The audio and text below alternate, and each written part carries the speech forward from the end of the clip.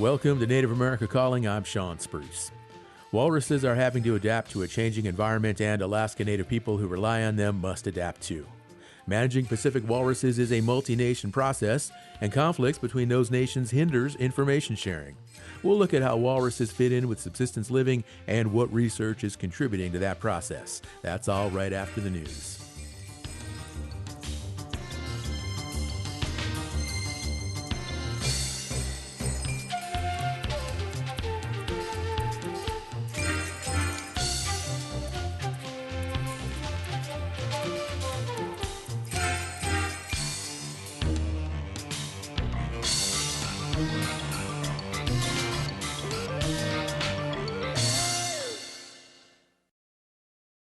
This is National Native News. I'm Antonia Gonzalez. President Trump's Navajo pick for Assistant Secretary for Indian Affairs was officially confirmed Tuesday during Day 7 of the federal government shutdown. KJZZ's Gabriel Pietrorazio has more. Senate Republicans confirmed William Kirkland among more than 100 Trump nominees along party lines, while Democrats, including Arizona Senators Mark Kelly and Ruben Gallego, voted against it. Kirkland, who is Navajo, pledged to work with lawmakers to address potential budget cuts facing Indian country during his July confirmation hearing. First of all, it's unfortunate, but tribal nations have always been asked to do more with less. Whatever dollars are allocated towards the Office of Indian Affairs by Congress, we're going to work to make sure that we get the best investment. Kirkland enters his new interior role at a time when more than half of all staff agency-wide are furloughed. Now those nearly 31,000 federal workers and many more may not be guaranteed back pay, according to a White House memo. For National Native News, I'm Gabriel Pietrorazio. Indigenous people in the Arctic have been using underground food storage for thousands of years, but the practice is changing as the environment warms. Researchers have been looking at how villages in Alaska and Arctic communities in other countries are reimagining the future of ice cellars. The Alaska Desk's Ayolna Naiden has more. Several wooden boxes poke up above ground along the coast in Savunga on St. Lawrence Island in the Bering Sea. They are a few feet deep and are now empty, but traditionally they are filled with walrus, reindeer, and whale meat. Ice cellars, or Sikluaks in Yupik, are common throughout Alaska Native communities, but the Arctic has been warming almost 4 times faster than other parts of the world. Researchers from the University of Alaska Fairbanks have been studying how food preservation practices have been changing. Yoko Kugo is originally from Japan and is one of the researchers who is leading the project. We heard that some communities, not all of them, but some are having a hard time rely on storing food underground. Kugo and other UIF researchers have been visiting the communities on St. Lawrence Island, as well as on the North Slope. They learned how food preservation practices vary depending on local landscape and diets. And they heard from residents that permafrost thaw and erosion have been causing some of their ice cellars to collapse or flood. Despite the challenges, many continue using ice cellars and hope to preserve the practice. Another UIF researcher, Michael Koski, has been working on the project as well. He says that while the climate is expected to get hotter throughout the century, underground, the temperatures should fluctuate less. If they're willing to go a little deeper and a little further inland, there's more of a chance of making a new cellar and maintaining those traditions. During the most recent meeting in Savunga, residents asked researchers about climate predictions and stressed the resilience of indigenous people in face of environmental change. Kugo says that overall, residents asked them about practical takeaways from their research. They are looking for what they can do together. While researchers are nearing the end of the social science part of the project, climate evaluations are continuing. Collaborations with other countries will go on as well. In Anchorage, I am Ayolna Naiden. On Wednesday, Cherokee Nation leaders in Oklahoma signed an order officially establishing Cherokee Nation Flag Day to be celebrated annually on October 8th. The day commemorates October 8th, 1977, when the Cherokee Council started the process of developing a new flag design. Leaders say the flag represents Cherokee Nation history, culture, and sovereignty. I'm Antonia Gonzalez.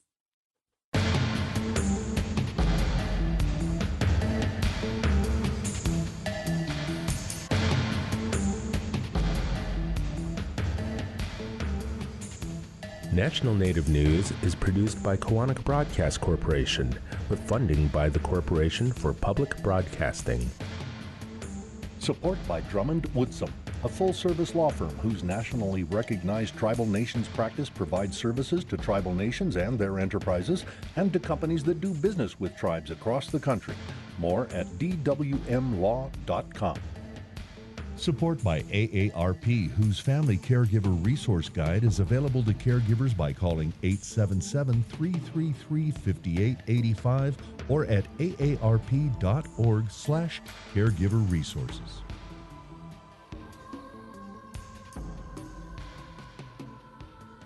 Native Voice One, the Native American Radio Network.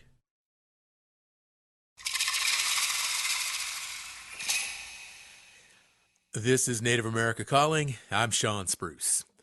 Inupiaq ivory carver Leon Misuk Kennevac has to pay more for walrus ivory than he used to.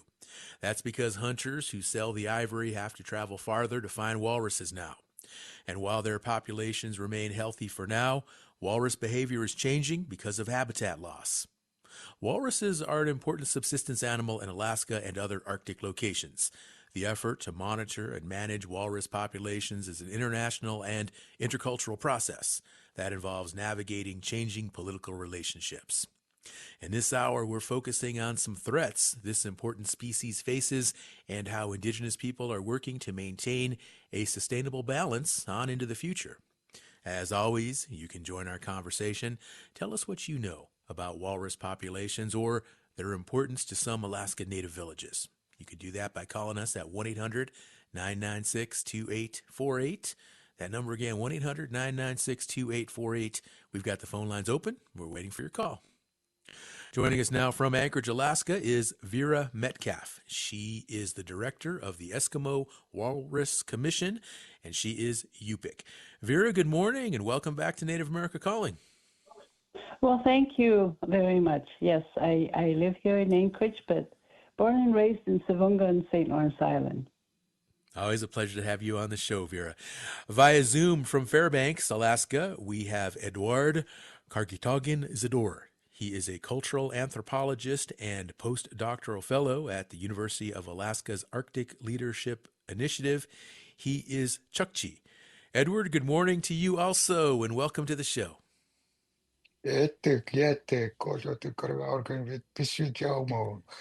Good morning, Sean. Thank you for inviting me for this really important conversation. Yes, I am Chukchi. This is the indigenous people of the Arctic in east of Russia. Eduard, thank you, and I really appreciate that warm introduction in your language. That was very moving. Our third guest also joins us from Anchorage, Alaska, although he is originally from Point Hope. Leon Misuk Kennevac. He is an Inupiaq artist and director of the Alaska Art Alliance. Leon, good morning and welcome to the show. My name is Leon Misuk Kennevac, originally from Point Hope, Alaska. I'm now living in Anchorage, Alaska. Wonderful, wonderful. Great to have you on the show as well, Leon. And Vera, I want to begin with you. Various studies indicate walrus populations are healthy. Does that mean people who rely on walruses don't have to worry? Well, of course, it's wonderful to be part of the show. But yes, I think the population remains very healthy because our federal partners are doing the science for the Eskimo Walrus Commission. So I understand that, from their observations as well as our hunters, the population seems to be very healthy. But at the same time, we're concerned about how climate change and loss of sea ice would affect this population. So the habitat is changing even though the populations remain healthy. Can you describe more of how that habitat is changing? Well, climate change definitely is affecting all of us living here in the Arctic. The walrus that is dependent on sea ice, or siku in our language. And of course, our communities are, I want to make this connection. Our lives are very linked to this resource here in the Arctic because we are so dependent on the Pacific walrus for our food security. and for our cultural, economic, and spiritual well-being. And the loss of sea ice is concerning because walrus are so dependent on solid ice for birthing, resting, and other means. And of course, they are very dependent now with the loss of sea ice on hauling out on land, but they're very adaptable animal too. The loss of sea ice, and you mentioned climate change earlier. When did this loss of sea ice become really noticeable and begin impacting the walrus habitat as it is now? Well, I believe, Siku remains the most significant and powerful presence in our relationship with our world living in the Arctic. I grew up with sea ice in the winter time, and because it defines our seasons and determines our activities, we can feel overwhelmed at times by the speed and extent of the changes to our world. But yes, this ice, as it moves up further north, means that the animals are following the ice to rely on it because it's like I say, a very good platform for birthing or resting for these animals. Vera, let's talk now about walrus hunting in Alaska. Can you tell us where it mostly happens and who are the people hunting walrus? Well, the Eskimo Walrus Commission has 19 coastal communities that are members of this organization. And so most of these communities harvest not only walrus, but ice seals and bowheads and seabirds and other sources because it's part of our food security. But I believe the most of the animals migrate through St. Lawrence Island, Gamble and Savunga during spring and fall time. And I believe the numbers are higher there on St. Lawrence Island because for harvesting, but because they migrate through this island, and we could be the first ones to see these animals passing through. So Gamble and Savunga, Diomede, whales, Shishmaref, up through where Leon lives and up to Utrecht, they're harvested. Mm-hmm. Yeah, that's a lot of space. I know how vast Alaska coastal lands are. Vera, your organization, the Eskimo Walrus Commission, you work with walrus hunters and also with biologists and wildlife management entities to collect useful information, research. Tell us more about that work and specifically what kinds of information are you looking for? Well, our hunters or harvesters really know a lot about walrus, the biology and the behavior, which is used to improve the walrus population work that agencies do. They do the science for us, which is wonderful, a partnership, but we also talk about sustainability and the way our indigenous knowledge can assist in this scientific world that in the past we never had this opportunity, but we have our own hunters on walrus cruises now that happens in the spring. They're on this vessel that is part of the stock assessment model the Fish and Wildlife Service and U.S. Geological Survey do. So indigenous knowledge and co-production of knowledge is what we're advocating for, besides the scientific work that our partners do. Vera, with the quickly changing climate conditions that you've described, along with melting ice in the Arctic, what are other types of research that needs to happen in order to gain a better understanding of how these walruses are doing now and into the future? What risks or what situations they might confront? I think understanding more about the walrus biology that I mentioned before and behavior could be a real asset to a scientific community.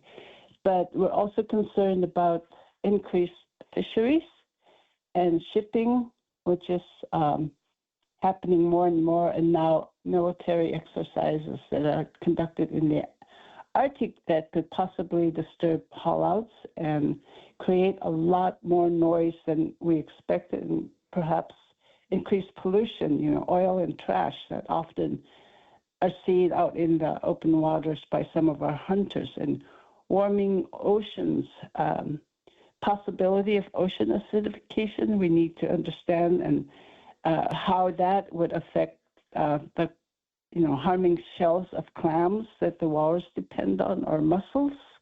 Walrus are benthic feeders, and of course harmful algal blooms, toxic to many of our marine mammals through our food sustenance. So those are just some of the issues that we are concerned about as the Arctic continues to, or the sea ice continues to move further, and more of these new events are happening that causes our concern, and is our food safe to eat? That type of issues that we are facing.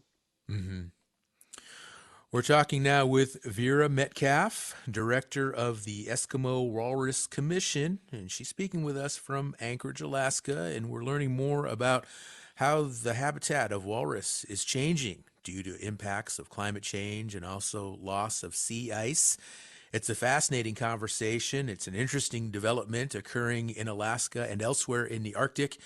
And if you have something to offer to this conversation, maybe you yourself are in an Alaska Native village that hunts walrus, or you have familiarity with walrus and their habitat, or what it's like to hunt them, we'd sure like to hear from you today. I know we've got a lot of listeners in stations all over Alaska, so it'd be great to call into the show today, share your thoughts, share your insights. Alaska Native listeners, I'm talking to you, and of course the phone number is 1-800-996-2848.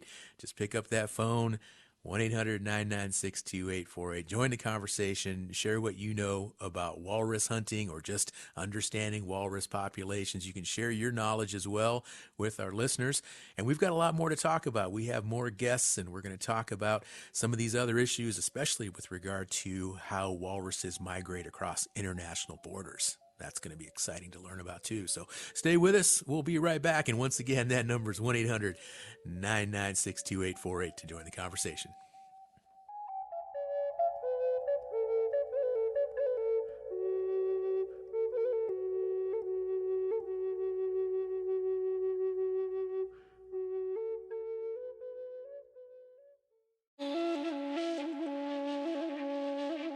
A new play by a Seminole playwright is a satire that takes on the serious topic of tribal sovereignty over the land. Tara Moses' play, Haunted, is told mostly through the eyes of a pair of native millennial ghosts. The play takes the stage at the Autry Theater in Los Angeles. Moses will talk about the play, and we'll hear about other outstanding artists on the next Native America Calling.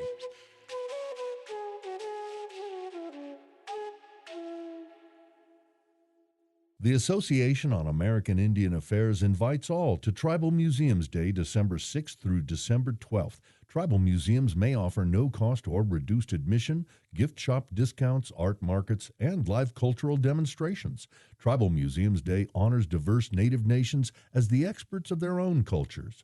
You can find a map of tribal museums and more at indian-affairs.org/Tribal Museums Day.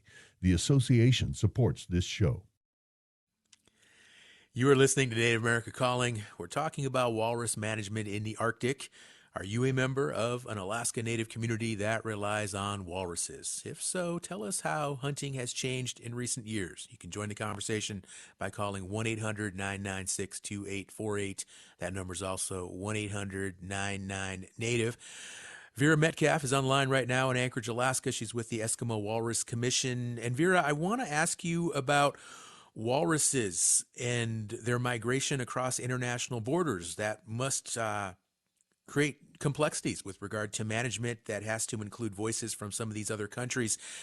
How much of this issue in the migration are all the players, these different countries, are they all on the same page, and does everyone understand what these long-term sustainable issues for walrus look like, and do they agree? Well, the Pacific walrus population is a shared resource between the United States and Russia. So in the past, we used to do a lot of joint research projects and exchange of indigenous knowledge with some of people like Edward Zador, who's on this call. That has changed over time, but we still remain connected to our friends and relatives across the waters in various ways, because I assume that they have the same concerns that we do, including shipping, pollution in our waters, concerns that are very similar to ours, and our ability to harvest these resources are becoming a challenge because not only are they're available right now, but accessibility becomes an issue because of sea ice conditions that are not suitable for our hunters, or changes in the environment can change your plans for the day. Right now, there's a storm brewing in the Bering Strait region that could affect travel and hunting. So I'm hoping that we can resume these cultural relationship with our partners in Chukotka and Russia as things hopefully becomes positive in the future. All right, thank you, Vera. Well, let's talk now with Edward Zador. He joins us from Fairbanks, Alaska. He's with the University of Alaska's Arctic Leadership Initiative, cultural anthropologist. And Edward, you're currently conducting research. What all does it entail? Well, yes. A year ago, I was invited by the USGS to join the research on the Point Lake walrus hollout. We realized that what they do is not enough, and we wanted indigenous knowledge to be studied and possibly incorporated in this research, and maybe further federal regulation. So, and because I worked for many years in collaboration with Eskimo Walrus Commission, organization I was executive secretary for, at least for 15 years. So I had a lot of experience, and I learned a lot from Eskimo Walrus Commission. So it was a really good partnership. So, and we realized that it's actually a good opportunity to combine these efforts and experience and uh, everything which is helping to live in harmony with between native communities and walrus population. Yeah, and I plan to work with Point Lake native community at least for a couple years to study what we know about walrus and what is going on right now, and it's really important. Edward, with the changing climate conditions and the ice environment that we've been discussing so far, what is the priority for walrus research right now? Well, it's completely obvious. Vera already told you that walruses are strongly tied to the ice fields, ice floor, because it's a perfect habitat for them. In Chukchi Sea, which is shallow, they easily can feed it themselves, and then just diving 100 feet and then rest on the ice floor and then just enjoying your life, and everything is changed right now because ice is moving up. And in my village, we used to hunt them on the ice floor during June and July, and now there is almost no possibility for that because the sea is open and there is no ice flow. So, and because of it, the main priority from my point of view is to study walruses on the coastal hollouts, to study the population, the walrus health, the walrus body, how it's changed, how it's adapt, how it's adjust. And Vera told the real thing that walruses are really adaptive animals. They they are really amazing. So, and the main priority, short answer on your question is walrus hollout, coastal hollout is the place to study them. Mm-hmm. Well, let's talk more about the haul out. And for our listeners who might not be familiar with that term, please tell us more. Describe it for us. Okay, so walrus is an animal who used to stick each other. So they are like a big herd, and our people call them people as well. So they are kind of another community, just not human being, but living being, and this is the main problem because when thousands of animals stick each other on the small place, kind of like 2 to 3 square miles, it's a huge challenge for at least for young walruses, and tramping happens every time when something appear on the coast, for example, grizzly bear or polar bear or even dogs. And of course, if some aircraft flying over the walruses, it's again causing big problem. And of course, the big herd require a good immune system for viruses to survive, and because some diseases are really contagious, and we don't know actually what we have to expect, because with this climate change and permafrost thawing, a lot of concern appear from scientists, from different researchers about microbial dangers. And so that's the reason we have to study walrus on the coastal hollout. And as I said, it's mostly flat places. Um, on my in my region, in my hometown, it's a sandy spit, but in different, it might be just cliffs. And well, again, walruses are really amazing animals. They can even climb the cliffs on the. Mm-hmm. A few years ago, there was a documentary showing how sometimes it's dangerous for walruses because they fell out from these cliffs, but they mostly survive, so they really adaptive. And yeah, I would say that coastal halal, it's like urban style of walrus life. So Okay. and there is a huge regulation should be among them. And we believe in these animals. They survive for millennia and for more than millennia. And I really believe in them. They will survive and adapt to new conditions.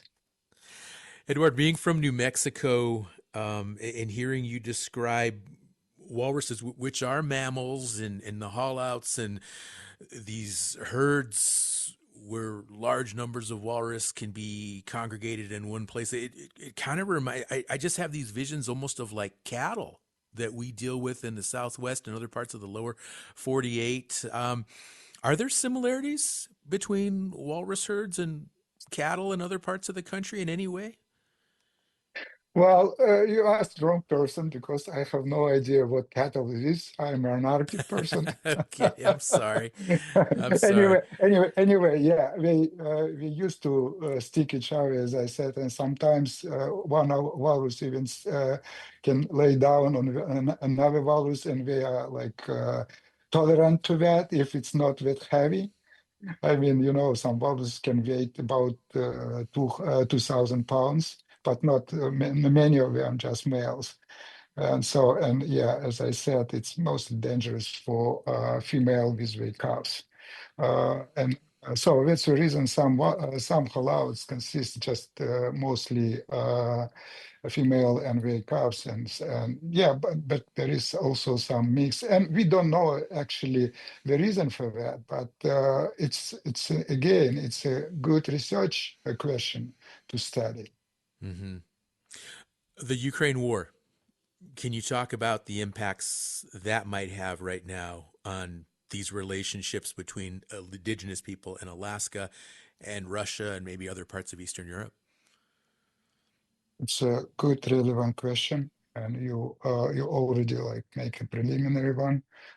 to Vera. Yeah, and I already mentioned in previous, in previous, that we had a really good collaboration between Alaska and Chukotka natives, between hunters, between our organization, and we have direct relatives between us. You know, some in the 19th century. Uh, at least at least more than half of St. Lawrence population were replaced by Siberian Yupik from Russia because of starvation, and many people passed away. So it's like we live in the and for us Bering Strait, because of that, for us Bering Strait, it's not not a wall, it's not a border, it's a way to connect us. So we have a lot of things to do together, and we did, and we did really great during 1990s, 2000, early 2010s. But we had with invasion of Russia to Ukraine, everything stopped, and I understand the decision which been made because it has to be stopped. It's terrible. It's terrible what is going on in Ukraine, but it also has some big impact on our collaboration, on our life. You know, it's like separate family. It's like separate family, and we are family. I know at least a couple people in St. Lawrence Islands who originally was born in 1980s in Chukotka, and they are now can go to and visit their relatives in Chukotka, and people from Chukotka can go to St. Lawrence to visit their families. It's terrible. It's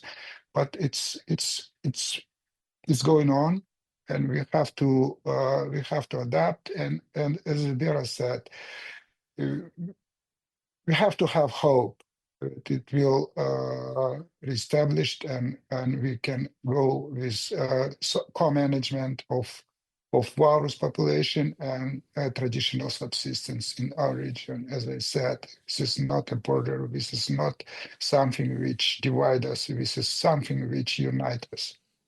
All right, thank you, Eduard. And Vera, I'd like you to respond as well with regard to the war in Ukraine or any other international issues that could impact walrus management in the Arctic.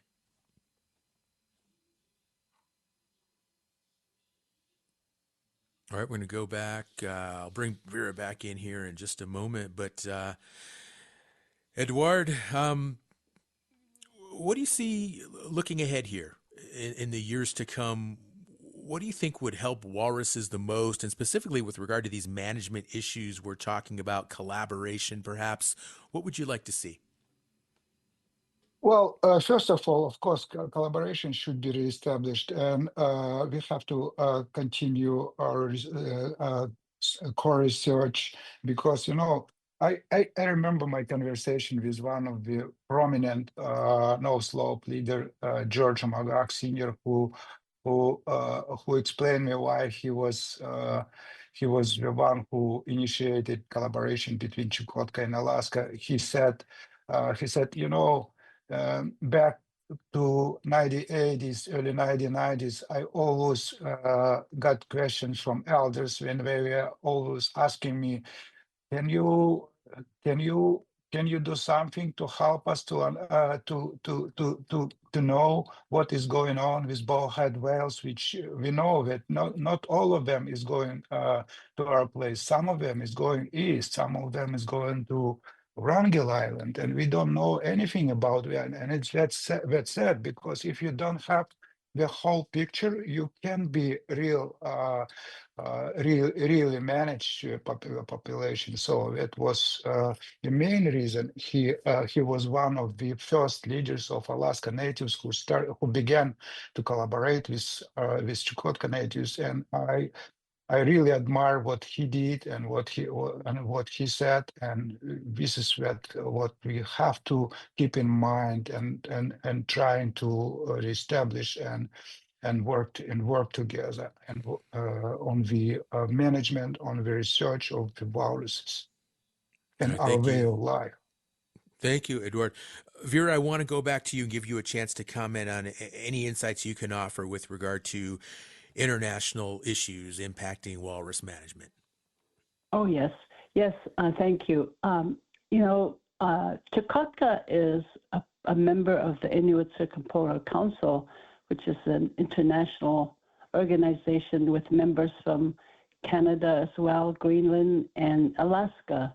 So we are still connected in some form or fashion through ICC, because ICC is also a member of the Arctic Council and the working groups this council has. So that way, we still can, do joint projects outside of the international issues that we are facing. So it's a good place to remain connected to your friends and co-workers or colleagues in Chukotka through an organization like Inuit Circumpolar Council.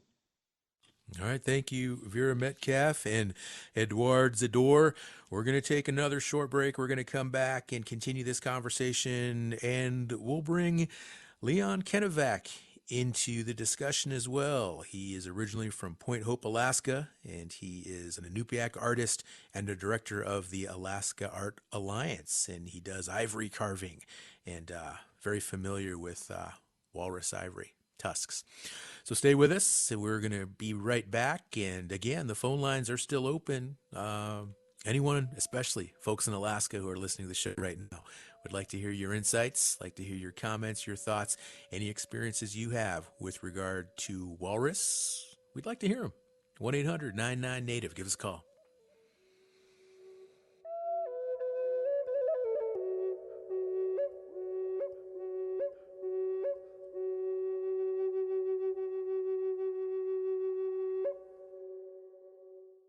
Support by Sonosky Chambers Law, championing tribal sovereignty and Native American rights since 1976. From opioids litigation to treaty rights to tribal self-governance. With offices in Washington, D.C., New Mexico, California, and Alaska. Sonosky Chambers Law. Support for journalism that raises the awareness of child well-being to citizens and to policymakers provided by the Annie E. Casey Foundation. Building a brighter future for children, families, and communities. Information at aecf.org. You're listening to Native America Calling. Walrus season has just about wrapped up for Alaska Native villages. Walruses are managed by a network of international entities, and that work faces challenges as Arctic ice melts. What more would you like to know about walrus? We have people on the show today who can answer your questions. 1-800-99-NATIVE. Give us a call. Let's talk now with Leon Misuk Kennevac, Inupiaq artist. He is in Anchorage, Alaska right now. And Leon, I want to thank you again for joining the show. Can you describe how ivory carving looks along with its cultural connections for our listeners? For me, I have to take it back to my childhood in Point Hope, sitting with my Uncle Jacob, learning how to create, and then, walking through the village, playing with other kids. You see the older guys carving outside their homes in the summer, and then in the wintertime, you go visit one of the other households in Point Hope, and you would see one of the older guys carving, sitting down on the floor carving, using the older tools, and that was in the late 70s, early 80s, and I've always had a fascination with that. As I grew up in high school, I kind of fell under another great carver, Chester Saluk Frankson, and he was our shop teacher, and he allowed us to carve while we were in the shop. And then as I got older, I kind of put that aside, got into some trouble. And then during my incarceration, I ended up in a carving shop in Arizona. They had set aside a carving space for Alaska Natives to carve. And that's where I kind of picked that back up. When I was released in 2015, I I got fully engulfed knowing that that was my source of income and my way forward. And it helped me to really kind of focus and stay sober and keep me connected to not only my childhood, but the culture and my people. And as time went on, I rented a space downtown in a basement of a shop, and I haven't put ivory down since. It's my source of income. I go to different shows. The seasons are definitely interesting. As you learn to navigate as a walrus ivory carver, you connect with different carvers, different hunters, different people from around the world that are interested in what you have. As time went on, I got to know a lot of the carvers in this area, and as a carver, I know the seasons. Like right now, we're in our slowest time of the season, and then next week, boom, AFN comes in, and you have a couple hundred artists and a lot of them walrus ivory carvers at the Denina Center selling their crafts during the AFN convention, and it's a beautiful thing to see. Not only the older carvers that set up table, but a lot of the younger Alaska Natives getting into the craft, and a lot of them interested in walrus ivory carving. In 2018, I started the Alaska Art Alliance to shop downtown. We provide free carving space to Alaska Natives in the area. We also set aside a carving space or two for any carvers that are coming from the villages for medical reasons or other reasons that need the space to create while they're here to make a few dollars. We provide the space free of charge as long as we can lock in grants. We have a partnership with the Alaska Native Heritage Center. They are a big supporter of what we do. Right now, I think we have like 20 carvers that utilize the space. And as I said, right now it's the slowest time of the season, so they're busy carving. But a lot of times the sales, this time of the year aren't there. A lot of the hunters are, they reach out to me and ask, "Hey, are you buying?" And right now it's like, well, when sales pick up here shortly, we'll be looking at purchasing more ivory. Okay. Leon, I want to ask you more about these hunters that you purchase from. What are they telling you about this year's herds and harvests? From what I see, I purchased more ivory than last year. Not only because my sales were a little better, and you get to know the hunters, and you try to be respectful of the work that they do to feed their families hunting. We know it's not an easy chore going out there and trying to locate the animals and working on the ice. But it seems as though that it's kind of a fluctuation every year. It's different this year. I purchased a little more ivory than last year. Good looking ivory when it dried out. I had one person from St. Lawrence Island tell me that they had to go like 70 miles out this year, up to 70 miles out. And then guys in, Wainwright, Point Lay, Barrow, they're also seeing a lot of walrus. Point Hope, they call me. Leon, spring season. You described so much of a cultural connection to the walrus dating back to your childhood, but also this is a business for you, doing the carving and hearing, and obviously you're very familiar with these issues we're talking about with the changing ice environment. How concerned are you about the long-term viability for walruses, and especially with the work you do in your culture? I try not to delve too deep into, your other guests have a lot more knowledge and scientific knowledge.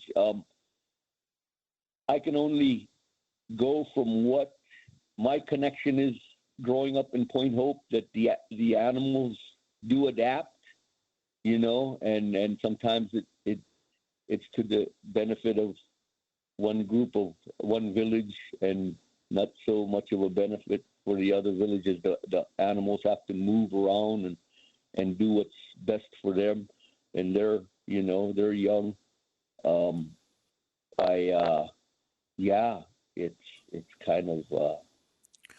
It's kind of interesting, but I believe that like humans adapt, animals we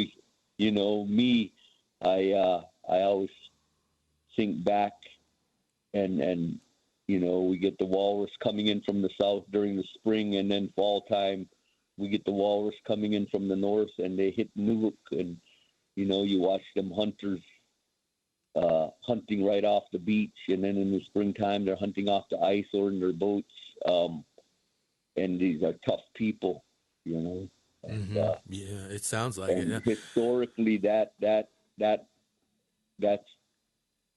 how we came to be here now. If it wasn't for them people that had that knowledge and foresight, and not only that, bravery to get out there and hunt to feed our people, I wouldn't be here. I wouldn't be able to carve. Leon? Yeah, go ahead. Yeah, what about supply and demand, Leon? Is there enough ivory to support the carvers like yourself, all of the carvers? Or do you see shortages, or could the market sustain a large addition of carvers, more carvers? I'm curious to know, how much there is. It's a fluctuation every year. Some years you get more opportunity. I wait for hunters to call. I try to be respectful of their price.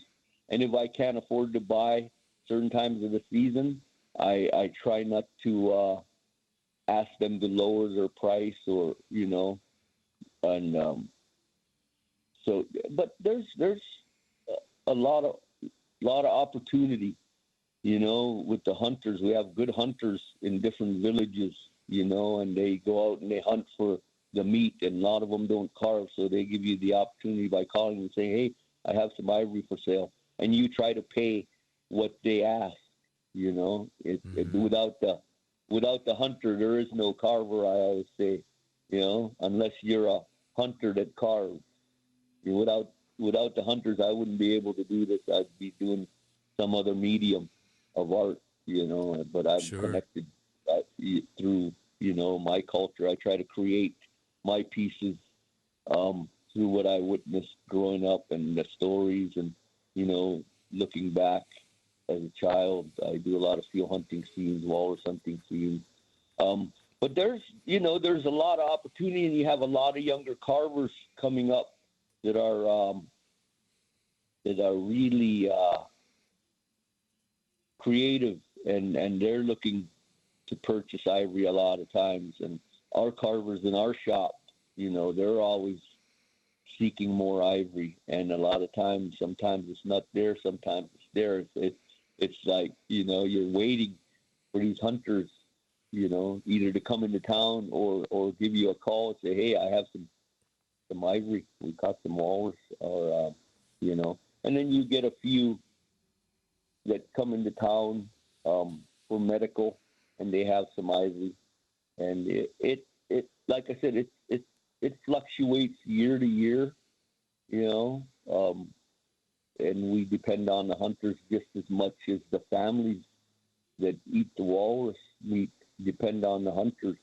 You have to really, it's I can't speak enough about what they do, and time immemorial comes up. They've been doing it for thousands of years on the Russian side, our side, up into Canada, Greenland. We all have that connection. We're all connected to the animals, the walrus, whale, beluga, seal, and I'm every year I'm kind of waiting for the springtime to see what ivory I can get, and very thankful to the hunters that work with us at our shop. And it's going to be interesting to see a lot of the creativity that will be showcased at AFN, not only with the ivory, but with other mediums. The Alaska Native Artist Act was just passed in Congress the other day. So, that kind of helps protect what we do as artists. And it does help the hunters and their families when they sell us the ivory. We have a more open market. It's not as restricted with the other states not having to, that couldn't buy ivory because of the elephant ivory ban that spilled over into all ivory being restricted in some states. So that was good news that we heard the other day. All right, Leon. Thank you. All this experience you have, all these insights. Vera Metcalf, I want to go back to you as we begin to close out the show here. And there was an Indigenous knowledge workshop in Nome recently. There were walrus biologists. Of course, you were involved with the Eskimo Walrus Commission and also walrus hunters. Tell us more about the goal of that project and the workshop itself as we close out the show. Yes, well, thank you for the opportunity again. But yes, a workshop was held a couple of years ago with hunters from Gamble and Savunga to look at co-production of knowledge about the Pacific walrus and how climate change would affect the future of the walrus. So we talked about different things, the role of sea ice, how that plays into these resources. Like how well does walrus do in open water? What are they feeding on and the prey that they encounter? We discuss the body condition and the health, what kind of predation these animals are facing, and disturbances like at haul-outs. How are they affecting the calves and the mothers to survive in such environment? But it was a two-way conversation between our Indigenous knowledge holders as well as the federal biologists that we were working with. So we came to a point where we all shared the importance of how walrus is in our society and what the future of walruses and walrus hunting can be as the changes in our environment occur. So it was a really neat conversation that was two-way and not one-sided. So we changed some of the questions that were more not suitable for our hunters and changed the title from Walrus Risk Assessment to Sustainability of Walrus in the Future. So it was actually turned out pretty nice because we all work together toward one goal, and that is making sure that the walrus is available well into the future. All right. Well, that is all the time we have for our conversation today, so I'm going to have to wrap it up. But first, I'd like to thank our three guests on the show today, Vera Metcalf, Edward Kargitagan Zidor, and Leon Misuk Kennevac. And hope you'll all tune in again to NAC tomorrow. We'll have a discussion with playwright Tara Moses about her new satire, Haunted, and a look at artists being recognized for their work. I'm Sean Spruce. Thank you for listening to Native America Calling.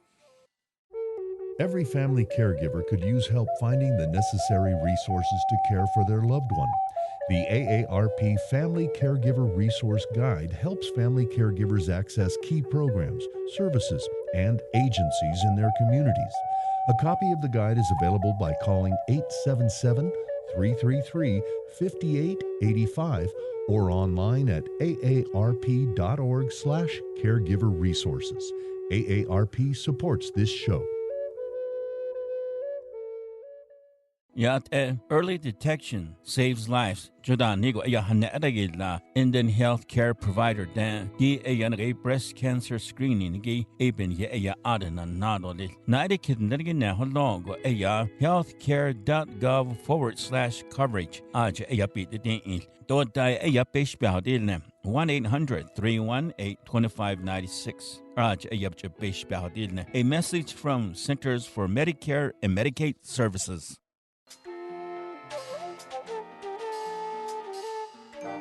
Native America Calling is produced in the Annenberg National Native Voice Studios in Albuquerque, New Mexico by Quantic Broadcast Corporation, a native nonprofit media organization.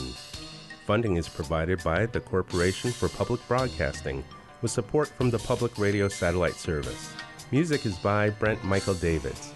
Native Voice One, the Native American Radio Network.